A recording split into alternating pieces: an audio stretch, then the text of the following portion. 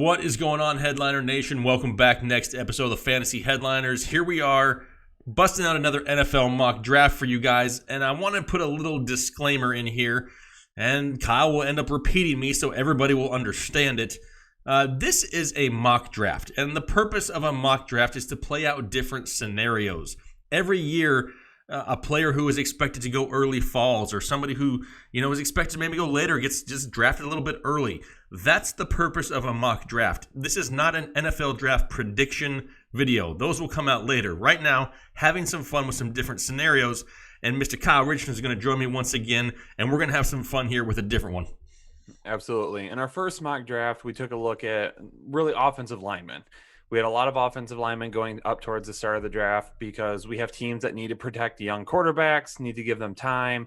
What could happen if that plays out? That wasn't us predicting that is what is going to happen. Again, we're mocking that. This one is really going to focus on Kyler Murray and what could happen at the top of the draft if Kyler Murray, who has officially announced he's going to be an NFL quarterback, he's focusing on that. What happens if he goes out and has a huge combine, a great combine, and then teams are jumping to get him? So that's what we're going to be taking a look at, is teams moving up in the draft to get Kyler Murray and Dwayne Haskins, foreshadowing there. So we'll see what happens with this mock.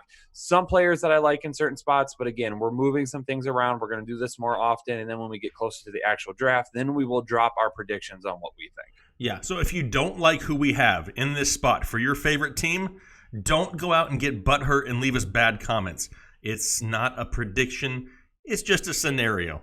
And we're gonna stop beating the dead horse. We're gonna get into it because we're gonna try to make this one quicker than the last one. You with me? We're gonna try to keep this one down. We're gonna go like 20 to 25 minutes. We're gonna rapid fire here, and we're gonna 17 minutes and 36 seconds. Let's go. Whew, that's ballsy. All right, starting off number one, Kyle, hit him with it. Let's get it going here right off the bat with the number one pick. Right off the bat, I am mocking that there's a trade at the top of the draft. In the last mock draft, I said Kyler Murray to Oakland, and I'm going with that prediction as well. Not prediction, mock as well, because, again, I think Oakland is going to take a shot at Kyler Murray if he has a huge combine. So I have Oakland actually trading up from 4, moving their 4 and 27 to Arizona for 1, because we've already talked about how Arizona should move back in the draft if given the opportunity. Okay, let's say Kyler Murray has an fantastic combine, has a great pro day, and the Oakland Raiders say to themselves, look, we don't like Derek Carr. Okay, we can cut him after the 2019 season and only have $5 million in dead cap. I know he's signed, but they can get out of the contract. They could potentially trade him. I'm sure there's a team out there that would be more than willing to get Derek Carr if they could. They're moving to Las Vegas soon, so why don't we get this superstar quarterback that could be the next Russell Wilson, as a lot of people are saying, another Baker Mayfield. Look what Baker Mayfield has done in Cleveland. What if this is some of the same things here? What if they just need to feel like we took a chance on 2 first-round draft picks that did not end up going nearly as low as we thought that they were going to go, and now because of that, we need to make another move because, it's Oakland, right? They've done crazier things. So Oakland moves up and they take Kyler Murray with the first overall pick because a lot of people have Kyler Murray as a top 2, 3, 4 player. They get a quarterback.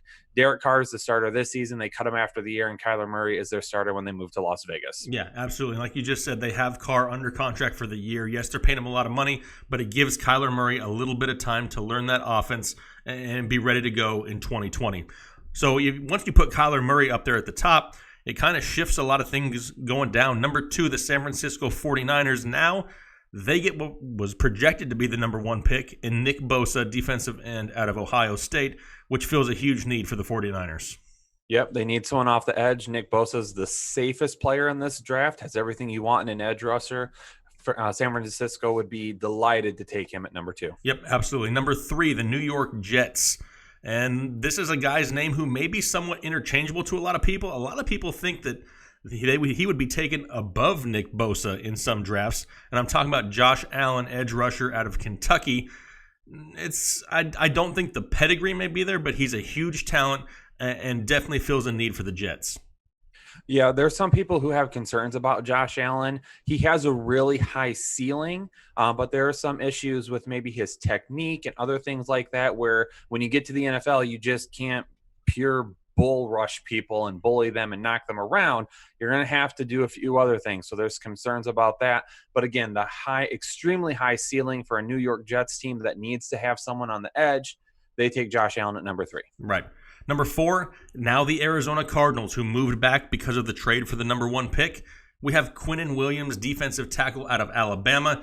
This pick right here would definitely shore up the interior defensive line for the Cardinals. They already have Chandler Jones on the outside. Really gives them a formidable front there on the defensive side of the football.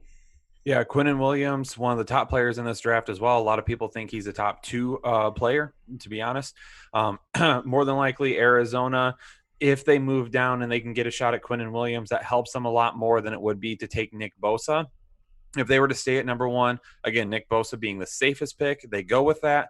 Quinnen Williams they take later because they move back. I think that's a little bit better fit for them, though. Right, and now you foreshadowed this next pick.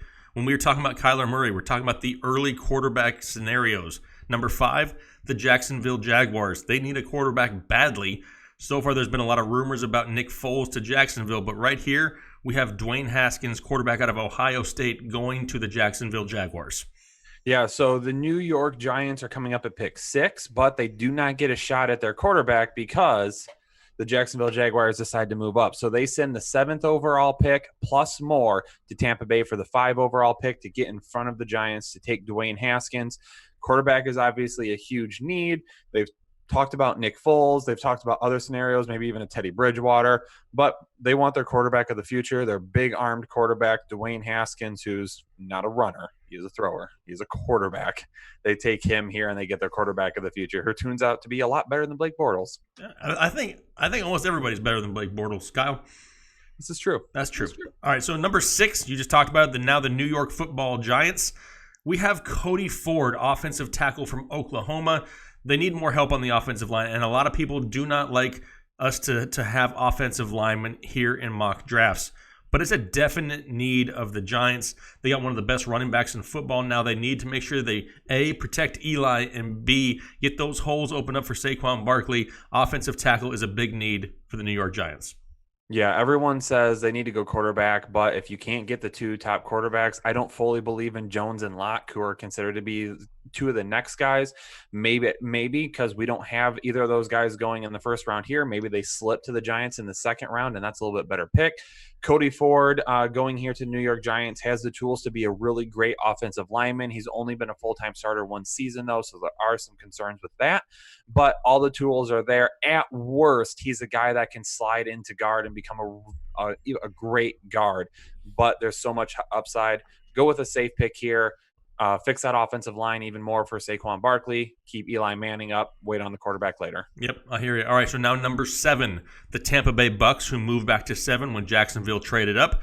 They're a team that has a whole lot of needs also, and right here, Jonah Williams, offensive tackle for Alabama, would be an absolute blessing for the Tampa Bay Bucks. They haven't had a decent offensive line in years. Here they go. They get one of the best offensive linemen in the draft with Jonah Williams to try to shore things up there in Tampa Bay. Yep, there are some concerns with Jonah Williams' size. He would be a little bit better in a quick passing scheme, so he doesn't give up too many sacks waiting behind. So it would probably be a little bit better scheme than Bruce Arians' vertical scheme. But again, really good offensive tackle. They need help there. They go with the next best offensive lineman in the draft as of right now. Yep, absolutely. All right, number 8, the Detroit Lions. Your Detroit Lions, Kyle. They have needs all over the field, but right here we kind of have a little bit of a sleeper for some people because not a whole lot of people know who Brian Burns is, edge rusher out of Florida State, but we still have him going 8th overall there. He'd really help the Detroit Lions defensive side of the football. Yep, I would love this pick for the Lions. I said it in the last mock draft. He's a little bit undersized, but he has an extremely high motor. He's quick. He can do a whole lot of things on the football field. He's long. I mean, the kid is an absolute great football player, and we're going to hear more about him as the combine comes up, so keep an eye out. Yep, absolutely. All right, number 9, the Buffalo Bills. And when you get to the team needs section for the Buffalo Bills, it just says all because they really need almost everything. Right now we have Ed Oliver, defensive tackle out of Houston. The dude is an absolute beast. Now the defense, for Buffalo was pretty solid last year, but I think Ed Oliver kind of takes him to a different level. that offense is going to be a little bit of a struggle, but it's a little bit too early to take any offensive weapons right here for the Buffalo Bills. Yeah, I'm going to go with Ed Oliver here because this is a best player remaining pick. They could use a wide receiver a little bit more. Heck, they could use help on the offensive line more. But Ed Oliver being the best player here, they put him on the defensive front end. He could work wonders for them, so they take him here because it's best available. Yep. All right, number 10, the Denver Broncos. I know in our first mock we had a quarterback going here, but since then there's been a little bit of a change. Joe Flacco will be in Denver, as if anybody really cares, but he will be their quarterback here coming up this season, as long as nothing crazy happens here in the offseason. But now they need to kind of shore up that offensive line a little bit, and who we have here, Yadni Kajust, offensive tackle from West Virginia, is somebody who could supply them a little bit of solidarity there on that offensive line. Yeah, the Denver Broncos are going to win football games this next year by playing really good defense and running the football. And because they have Joe Flacco now, they say, you know what, we're going to cool on Locke a little bit. Again, maybe they get Locke in the second round, not the first round. They decide to go with Yadni Kajust, offensive tackle. He's a little bit better in run protection than he is in pass protection. I think that's why he fits really well right now, because they are going to focus on Lindsey and Freeman this year. He's the perfect fit for that. This is a good pick for them at 10. Yep. All right, number 11, the Cincinnati Bengals, who have a glaring need for linebacker, and here they get a chance to get one of the best ones on the board. Devin White, linebacker out of LSU, really gives them a solid addition to their linebacking group there in Cincinnati. Yeah, I originally had Devin Bush here. I think Devin Bush is a great fit for Cincinnati, but Devin White is a little bit better in terms of an overall player. He's a little bit of a safer pick at this point, I believe, going at number 11. Playing behind Atkins and Dunlap, he's going to have more than enough opportunities to get to the backfield, make tackles. I think this is they go linebacker no matter what, but we'll see after Pro Day what ends up happening with who it is. Right. Number 12, the Green Bay Packers, one of their first their first pick of their two in the first round. How does that sound? Does that sound better? Perfect. All right. Now, assuming they don't trade one of these picks for, say, maybe an Antonio Brown, as of right now, we have them pegged. That was kind of a bold hot take out of nowhere, Kyle. It kind of just hit me. I'm like, I'm going to say it. We have them taking Deontay Thompson, safety out of Alabama. Safety is a huge need for the Packers. It's not a sexy pick. It's not what a lot of people want to see. But as at this point, at the 12th overall pick, he could really help that secondary.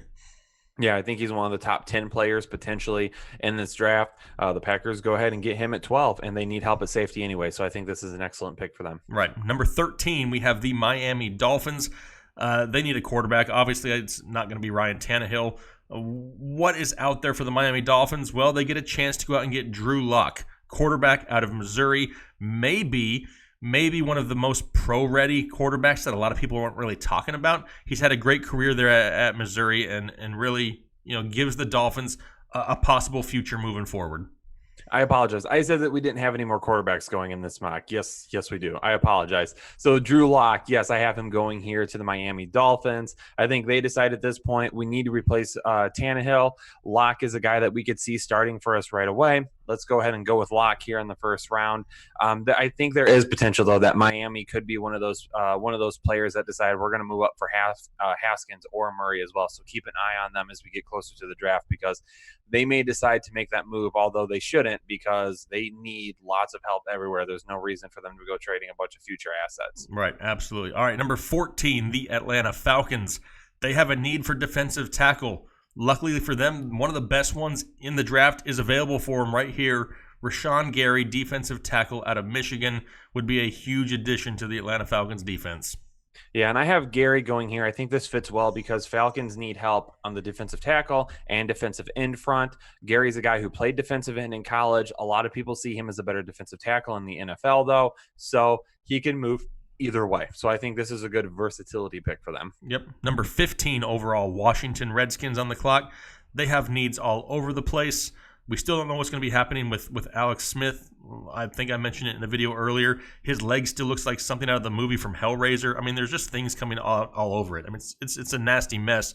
But right here we have them taking Nasir Adderley, safety out of Delaware, small school. Not a whole lot of people know maybe who Nasir Adderley is, but he's definitely somebody that could help the defense there in Washington. He is, and we've talked about a wide receiver there at one point too. Because though we're playing some different scenarios with this draft and the way the board has fallen, Nasir Adderley. The only questions about him is just is he going to play up to better competition? He only played at Delaware, but he has all the tools. He's physically gifted and he's mentally gifted as well. The kid is extremely smart on the football field. He knows what to do. He knows where to be. That would be a great pick for Washington here if they can end up landing him. Yep, absolutely. Number 16, the Carolina Panthers. Don't really going to know what's going to happen with Cam Newton as of yet. There's all these rumors flying around now, and the agent of Colin Kaepernick's names actually come up as a potential replacement in Carolina. So make sure you pay attention to that. I'm sure that'll be all over the news and everything else humanly possible media related. We have them. No, they need some help on the offensive line. They lost Andrew Norwell last year. They've been looking for a piece to kind of solidify it. Dalton Reisner is who we have them taking, offensive tackle out of Kansas State. Yeah, I think he's one of the better prospects at offensive tackle that really isn't known at this point. Playing out in the Big 12 with Kansas State, his name doesn't come up nearly as much, but his tape shows nothing but good things. And I think this is a good fit. They need to keep Cam Newton up if he ends up starting the season, or if they have to bring someone else to start the season and Cam Newton comes back later. Whatever it may be, they need to do a better job of protecting him. They need to reinforce that offensive line to lean on Christian McCaffrey if he's really going to be that bell cow that continues to get as many touches as we've seen. This is a safe pick here. Again, it might not be the sexy pick. It might not be the pick that fans want to see, but it's a safe pick, I believe. Yep, absolutely. Number 17, the Cleveland Browns, the upstart Cleveland Browns. The one of the most improved teams in all the NFL. They need some help in the secondary. And Super Bowl contending. Sorry. Whoa. That's another hot take. We got hot takes all over the place here. But no, we have them taking Byron Murphy, cornerback out of Washington. Definitely probably one of the best cornerbacks available in the draft, and he could fall right there 17 to the Cleveland Browns. You messed up again. You messed up on this on the last mock as well. Right, it's not Washington. No, it's defensive back you. Yeah. Anyway, so thanks, Kyle. So anyway, yeah, Byron Murphy. A lot of people think Greedy Williams is the cornerback one in this draft. I think by the time this is all said and done, Byron Murphy is the cornerback one in this draft. I really like him. I think he possesses all the tools. And could you imagine Byron Murphy and Denzel Ward across from each other on that defense? They're going to be shutting down a lot of opposing offenses in a division that you're going to see a lot of throwing going on, especially if the offense for the Browns is as good as we expect. Teams are going to have to throw. They can shut it down. So I like them pairing together. Yep, absolutely. All right, number 18, the Minnesota Vikings. A little bit of a disappointment in 2018, and a lot more was expected out of them. They need some interior offensive line help. Also, they get it right here with Chris Lindstrom out of Boston College, trying to get them a little bit more time. Kirk Cousins was pressured like crazy, and they need to get Dalvin Cook going here in 2019. Improving the offensive line is a smart place to go right here. In a perfect world, some of the offensive linemen that we have going earlier in this mock fall to the Minnesota Vikings. Chris Lindstrom, I like him. I think he's going to be a solid guard. And I think, again, that's exactly what the Vikings need. They need to do a better job on the offensive line. They have so many weapons, but you can't use those weapons if you don't have time to throw the ball or you have holes to run through. They have to draft an offensive lineman. Yep, agreed. All right, number 19, the Tennessee Titans. They have a pretty solid defense in Tennessee. I mean, for a while there in the season, they were one of the top-ranked defenses against the run. But here we have them getting one of the most solid edge players in the draft, Cleveland Farrell, edge rusher out of Clemson, right here to Tennessee, would make that defense a little scary, in my opinion.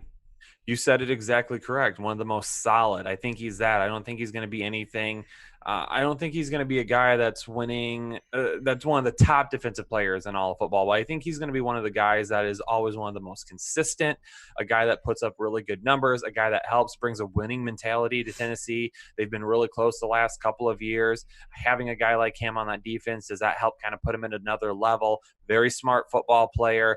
I just like this type of player going here to Tennessee, although you could also possibly end up seeing a wide receiver as well. Yep, agreed. All right, number 20. Pittsburgh Steelers. We don't even know who's going to be on the Steelers and if anybody's going to show up next year or what the team's going to look like. I mean, heck, they may end up having to draft people out of the stands at this point. They have a need at cornerback, though. They were very vulnerable through the air last year, and they kind of get a steal here a little bit at 20 with kind of what you named earlier. could be what one of the top DBs in the back in the draft are, is Greedy Williams, DB out of LSU, falling to the Pittsburgh Steelers at number 20. Yeah, and they need to work on that defense, right? We just talked about it a few minutes ago with the Browns. That's going to be a division that's going to have to throw the ball quite a bit. They need to work on that defense. That was a huge issue for them last year, was getting critical stops when they needed it. Greedy Williams does exactly that for them. Yep, agreed. Number 21, the Seattle Seahawks. The much more improved Seattle Seahawks. I know they surprised a lot of people, especially on the defensive side of the football this year. They were a lot better than they had originally looked going into the season, but they have a need for some edge rushing, and they get it right here with Montez Sweat, defensive end there out of Mississippi State. A lot of people think he's one of the best defensive ends, one of the best edge rushers in this draft. Seattle would gladly put him on that defensive line right now. So pick here for them is a good pick if they get this kind of an edge rusher. Right. Number 22, Baltimore Ravens, who have now committed basically to Lamar Jackson being their quarterback. And they've had weapons. They have some weapons there, but they need more. They need a big play guy to kind of take a little bit of the pressure off of Lamar Jackson. We have him going wide receiver right here at 22 with DK Metcalf, wide receiver out of Ole Miss.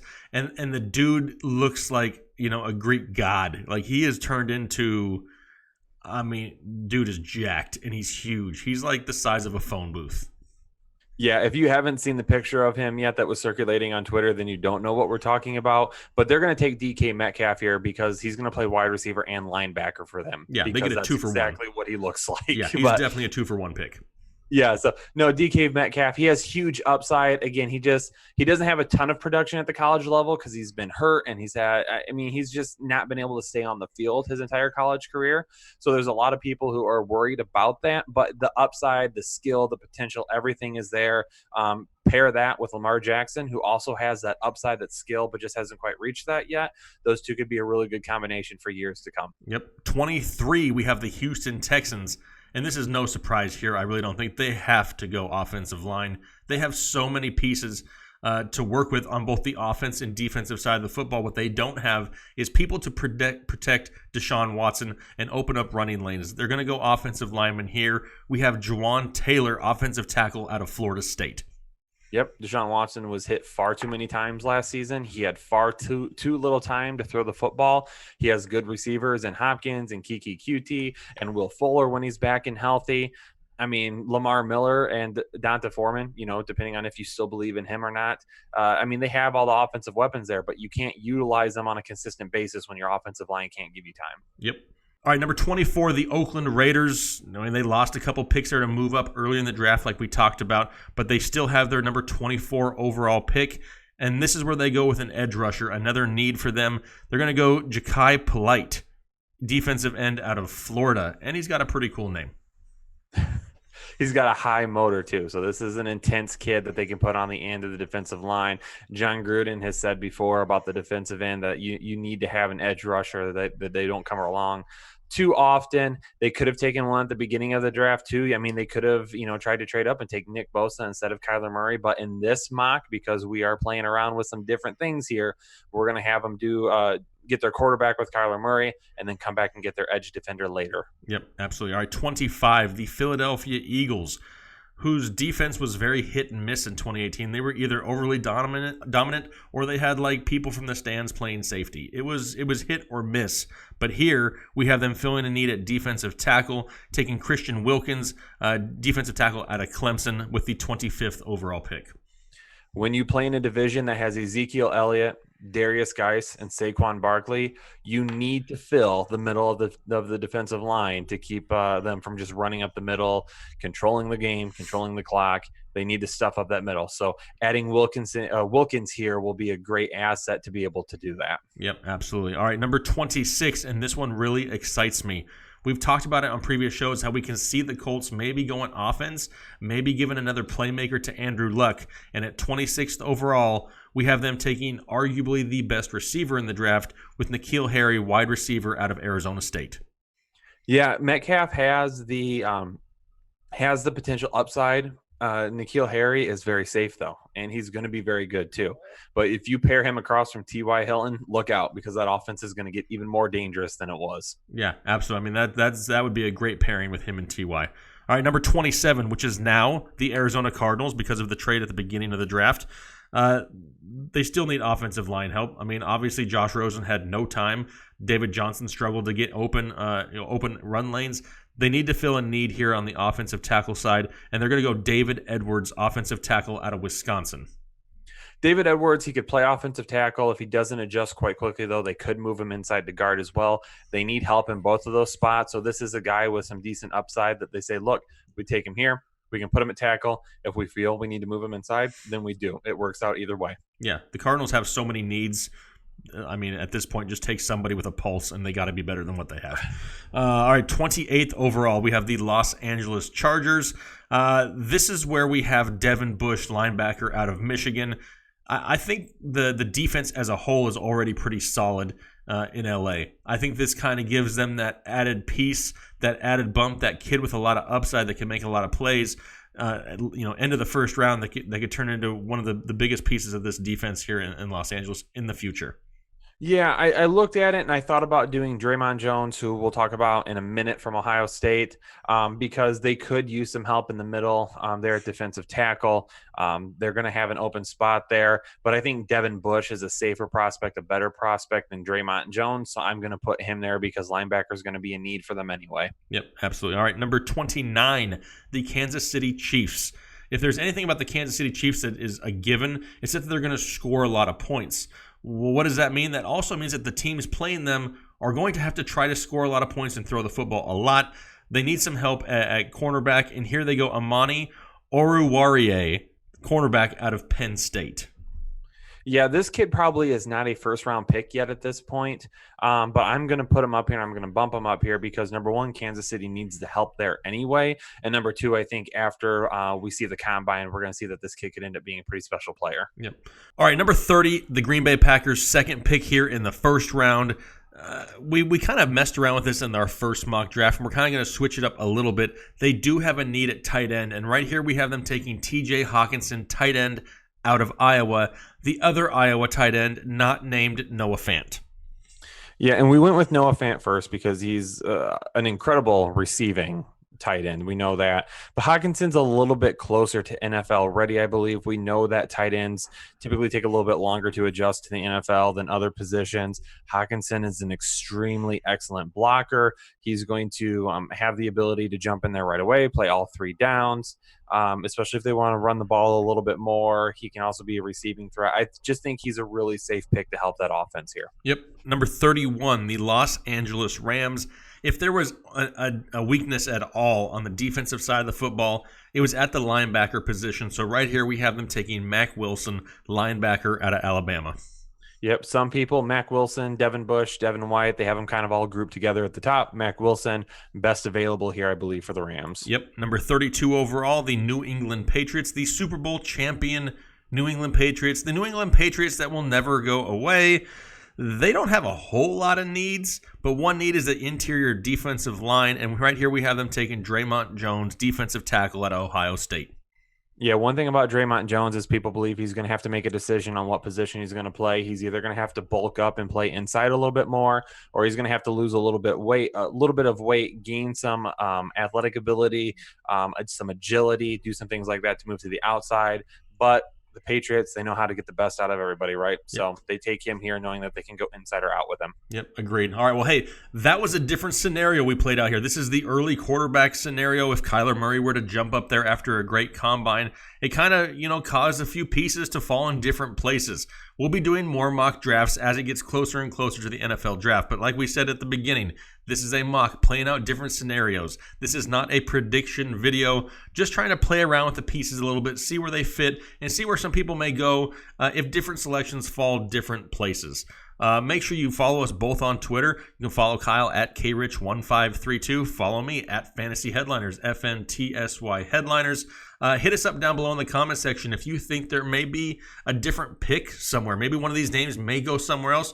What do you see possibly happening? If this is your first time to the channel, make sure you're hitting that subscribe button and then letting us know down in the comment section that you just subscribed so we can welcome you to Headliner Nation.